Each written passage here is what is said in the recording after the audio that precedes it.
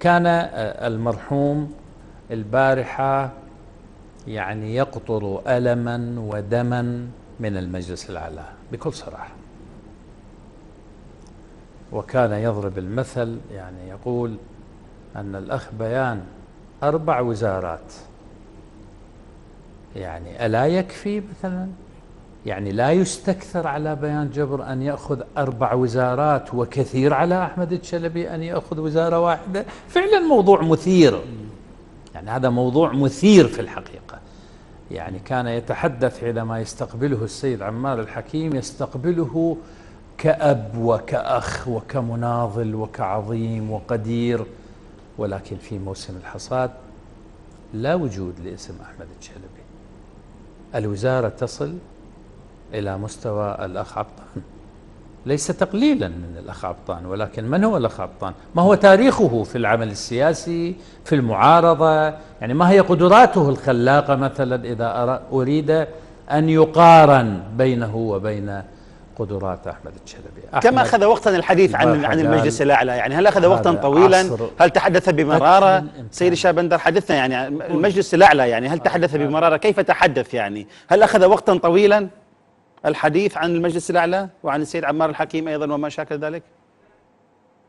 هذا الحديث الذي نقلته لك، وللأسف أنا أتطرق للأسماء لأن لا بد وأن أكون شاهدا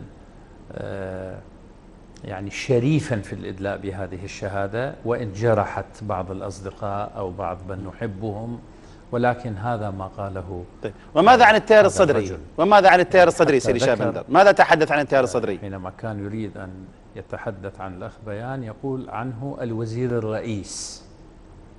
قلت له شنو الوزير الرئيس؟ ما أعرفها هاي. قال لي مو صدروا له كتاب اسمه الوزير الرئيس، بعض العلمانيين بعض الإعلاميين، ما كنت أسمع أنا بهذا الموضوع. فكان يكرر كلمة أنهم كانوا يستكثرون على أحمد الشلبي. أذكر حادثة مهمة في عصر المالكي، في وقت المالكي، حينما شاف أحمد إيجابي وأنا ألح على أن أحمد يأخذ شيء، أعطاه موقع لإدارة وكلاء الوزارات الخدمية قبل أحمد، وهو موقع لا قيمة له، إداري صرف وما بي صلاحيات.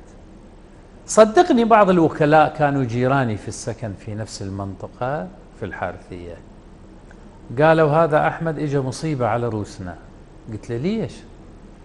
قال هذا كل يوم يقول حضروا نفسكم بالستة الصبح. وين؟